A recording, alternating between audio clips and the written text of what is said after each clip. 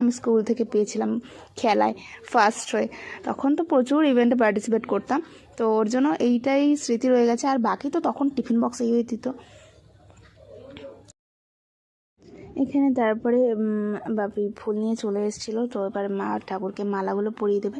দেখো এবারে ভেতরে না একটু লাইটিংয়ের ব্যবস্থা করেছি। তো এবছর যেহেতু ভাই যেতে পারেনি, তো মালাটা মায়ের খুব একটা পছন্দ হয়নি, কারণ এর থেকে মোটা মালা আসে, তোমরা দেখেছো প্রতিটা পুজোতে আমাদের। আর যেহেতু একদম ডট টাইমে হয়ে গেছে, তো সামনে যা পেয়েছে সেইগুলো নিয়ে এসছে, যেহেতু বাইরেটাও ডেকোরেশন হবে।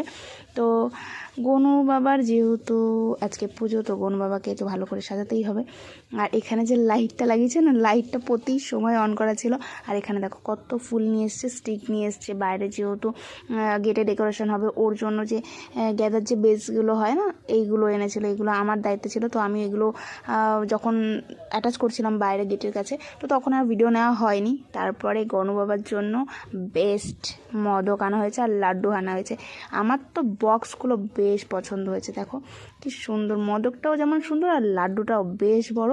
তো তারপরে ঠাকুরমশাই চলে এসছে, আর তেমন করে পুরো ক্লিয়ার ভিডিও নিতে পারিনি। কি এই যে সব কিছু অ্যারেঞ্জ করেছিলাম আমি আর মা মিলে।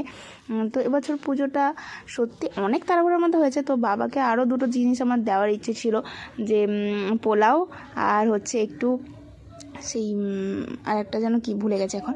তো ওটা করা হয়নি, অ্যাকচুয়ালি সময় আর হয়ে ওঠেনি।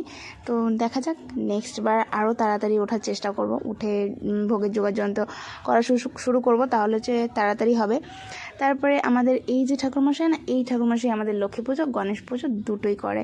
আর তারপরে এখানে পুজো করতে করতে বাচ্চারা খাওয়ার জন্য চলে এসেছিলো, যেহেতু ঠাকুরমশাই অলরেডি একবার এসে ফিরে চলে গেছেন, কারণ এরমটা কখনোই হয় না।